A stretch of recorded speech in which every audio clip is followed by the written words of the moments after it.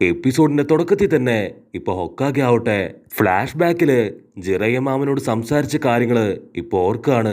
Actually third Hokage fourth Hokage ആക്കി മാറ്റാൻ ആഗ്രഹിച്ചത് അത് നിങ്ങളെയാണ്. അതിന് മാമൻ മണ്ടനായ ഹൊക്കാഗെയോ എന്ന് പറഞ്ഞ് ചിരിക്കും. എനിക്കൊരിക്കലും നമ്മുടെ ഗ്രാമത്തിന്റെ ഹൊക്കാഗെ ആകാൻ കഴിയില്ല. കാരണം എനിക്ക് പാറിപ്പറന്ന് ലോകം മുഴുവൻ കറങ്ങി നടക്കാനാണ് ഇഷ്ടം. ഞാൻ ആരെയും എന്നെ ഒരിടത്തും തളച്ചിടാൻ അനുവദിക്കില്ല.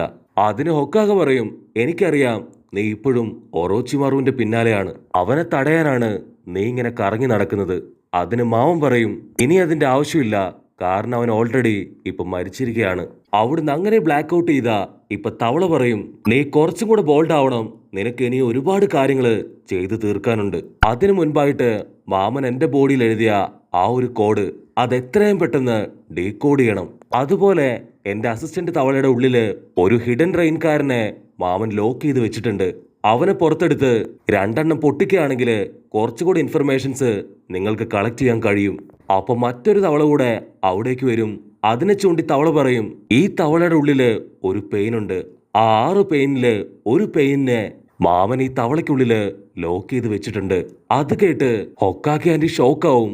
ഇവിടെ കുട്ടപ്പനാവട്ടെ അവൻ ഒരുപാട് സങ്കടത്തില് തെരുവിലൂടെ അങ്ങനെ നടക്കുകയാണ്. എല്ലാവരും ഹാപ്പിയായി അടിച്ചു പൊളിച്ച് നടക്കുമ്പോ കുട്ടപ്പന് മാത്രം മാമന്റെ ഓർമ്മകളും സങ്കടങ്ങളുമാണ് ഇപ്പൊ ബാക്കി. അടുത്തുള്ള പാർക്കും ലേഡീസിനൊക്കെ കാണുമ്പോ അവന് പെട്ടെന്ന് മാമനെ ഓർമ്മ വരും. കട്ട് ചെയ്താ ഇപ്പൊ തവള നൈസായിട്ട് ജിറയ മാമൻ കൊന്നുകളഞ്ഞ ആ ഒരു പെയിനെ അവനെ പുറത്തെടുത്ത് ഇപ്പൊ ഒരു ബെഡിൽ കിടത്തിയിരിക്കുകയാണ്. അവസാനമായിട്ട് മാമൻ ഫൈറ്റ് ചെയ്തത് ഇവനുമായിട്ടാണ്. ഇവനും അതേ റെനീങ്കം കണ്ട് തന്നെയാണ്. അതുകൊണ്ട് ഉറപ്പായിട്ടും ഇവനെ എക്സാമിൻ ചെയ്യുകയാണെങ്കിൽ എന്തെങ്കിലും ഒരു ക്ലൂ കിട്ടാതിരിക്കില്ല.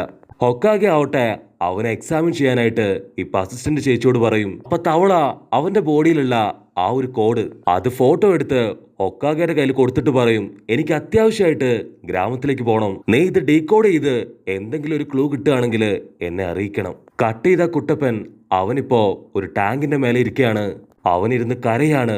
മാമനുമായിട്ടുള്ള പഴയ എല്ലാ മെമ്മറീസും അവൻ ആലോചിക്കാൻ തുടങ്ങും. കുട്ടപ്പൻ ആകെയുള്ളൊരു ആശ്വാസം അത് മാമനാണ്. മാമന് കുട്ടപ്പനോട് ഒരുപാട് സ്നേഹമാണ്. മാമൻ ട്രെയിനിങ് തന്നത്, മാമനുമായിട്ട് ഫൈറ്റ് ചെയ്തത്, മാമനുമായിട്ടുള്ള ഫൺ ടൈം, അങ്ങനെ എല്ലാ കാര്യങ്ങളും ഇപ്പൊ കുട്ടപ്പൻ അവൻ ആലോചിച്ചു കൊണ്ടേയിരിക്കും. കുട്ടപ്പന് പുതിയ ഉടുപ്പ് വാങ്ങിക്കൊടുത്തത്, അവന് ഡ്രസ്സ് വാങ്ങിക്കൊടുത്തത് അതെല്ലാം മാമനാണ്. മാമന് കുട്ടപ്പനെ ഒരുപാട് ഇഷ്ടമായിരുന്നു. അങ്ങനെ വീണ്ടും ഓരോരോ കാര്യങ്ങൾ ആലോചിച്ച് കുട്ടപ്പനാവട്ടെ മുൻപോട്ട് നടക്കും. അപ്പൊ ഇറൂക്ക സെൻസായി ഇപ്പൊ കുട്ടപ്പന്റെ അടുത്തേക്ക് ഓടി വരും. ഞാൻ മറ്റൊരു മിഷനിലായിരുന്നു, അതുകൊണ്ടാണ് എനിക്ക് കുറെ കാലമായിട്ട് നിന്നെ കാണാൻ കഴിയാതിരുന്നത്. നിന്റെ മിഷൻ അതൊക്കെ കംപ്ലീറ്റ് ആയോ? നീ വായോ, നിനക്ക് കടയിൽ നിന്ന് ഞാൻ നൂഡിൽസ് വാങ്ങിത്തരാം. അത് കേട്ട് കുട്ടപ്പൻ പറയും, ആക്ച്വലി എനിക്കിപ്പോ വിശക്കുന്നില്ല, നമുക്ക് പിന്നീട് കഴിക്കാന്ന് പറഞ്ഞ് കുട്ടപ്പൻ തല താഴ്ത്തി ഒരുപാട് വിഷമത്തില് മുൻപോട്ട് നടക്കും. കുട്ടപ്പനെ കാണുമ്പോ തന്നെ ഇപ്പൊ ഇറൂക്ക സെൻസായിക്ക് മനസ്സിലാവും എന്തോ കുഴപ്പമുണ്ടെന്ന്. കട്ട് ചെയ്താ ഇപ്പൊ ഹൊക്കാഗ ഷിക്കമരുവിനെ വിളിച്ചു വരുത്തും. ആ ഒരു കോഡ് അവന്റെ കയ്യിൽ കൊടുത്തിട്ട് പറയും, നീ എത്രയും പെട്ടെന്ന് ഈ ഒരു കോഡ് അത് ഡീകോഡ് ചെയ്യണം. എത്രയും പെട്ടെന്ന് ഇതിന്റെ റിപ്പോർട്ട് അതെനിക്ക് വേണമെന്ന് പറയുമ്പോ അതിന് ഷിക്കമരു പറയും, എന്നെ കൊണ്ട് പറ്റില്ല, എനിക്ക് ഓൾറെഡി ഇപ്പൊ ഒരുപാട് മിഷൻസ് വേറെയുണ്ട്. അപ്പൊ സാക്കുറ അവൾ ഷിക്കമരുവിന്റെ അടുത്തേക്ക് വരും. ദയവ് ചെയ്ത് ഞാൻ പറയുന്നത് നീ കേൾക്കണം. ഇപ്പൊ ഹൊക്കാഗെ സഹായിക്കാൻ നിന്നെ കൊണ്ട് മാത്രമേ കഴിയൂ. ഞാൻ എല്ലാ കാര്യങ്ങളും നിന്നോട് വിശദമായിട്ട് പറയാം. അത് കേട്ട് ഇപ്പൊ ഹൊക്കാഗെ ആവട്ടെ ആള് പുറത്തേക്ക് പോവും. കട്ട് ചെയ്ത ഹൊക്കാഗെ അവളിപ്പോ പുറത്തേക്ക് നടന്ന് അവസാനമായിട്ട് മാമനുമായി ബെറ്റ് കെട്ടിയ കാര്യം ഓർത്ത് ഇപ്പൊ കരയാൻ തുടങ്ങും. കട്ട് ചെയ്ത കുട്ടപ്പൻ അവൻ വീട്ടിലേക്ക് വന്ന് ഇപ്പൊ ഫുഡ് കഴിക്കാൻ നോക്കും. പക്ഷെ അപ്പോഴും അവനെ കൊണ്ട് ആ ഒരു വിഷമം അത് സഹിക്കാൻ കഴിയില്ല. അവൻ വീണ്ടും ഇപ്പൊ രാത്രിയില് പുറത്തേക്ക് നടക്കാനായിട്ട് ഇറങ്ങും.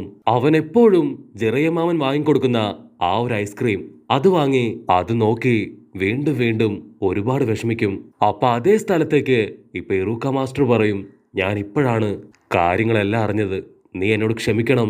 അതിന് കുട്ടപ്പൻ പറയും, എനിക്കൊരിക്കലും മാമനെ മറക്കാൻ കഴിയില്ല.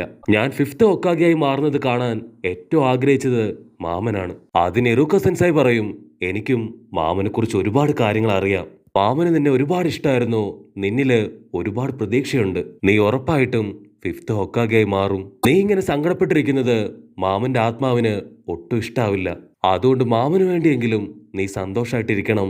അത് കാണാനാണ് ഞങ്ങൾക്കും ഇഷ്ടം. ജിറയ സെൻസായി ആളൊരു ലെജൻഡറി സെനിയനാണ്.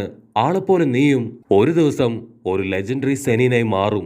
അതുകൊണ്ട് എനിക്കരയരുതെന്ന് പറഞ്ഞ് ആ ഒരു ഐസ്ക്രീം വാങ്ങി അത് മാമൻ ചെയ്യും പോലെ രണ്ടായിട്ട് മുറിച്ച് അതിലൊരു പീസ് ഇപ്പൊ അവന് കൊടുക്കും. അത് കാണുമ്പോ ഇപ്പൊ കുട്ടപ്പനും ഒരുപാട് സന്തോഷാവും. Kuttappan thank you very much എന്ന് പറഞ്ഞ് ആ ഒരു ഐസ്ക്രീം അത് കഴിക്കാൻ തുടങ്ങും. കട്ട് ചെയ്താ ഇവിടെ ഷിക്കമരു ആവട്ടെ ആ നാട് മുഴുവൻ നടന്ന് റിസർച്ച് ചെയ്യുന്ന ഒരുപാട് പേരെ കണ്ട് ആ ഒരു കോഡ് അത് ഡീകോഡ് ചെയ്യാൻ ശ്രമിക്കുകയാണ്.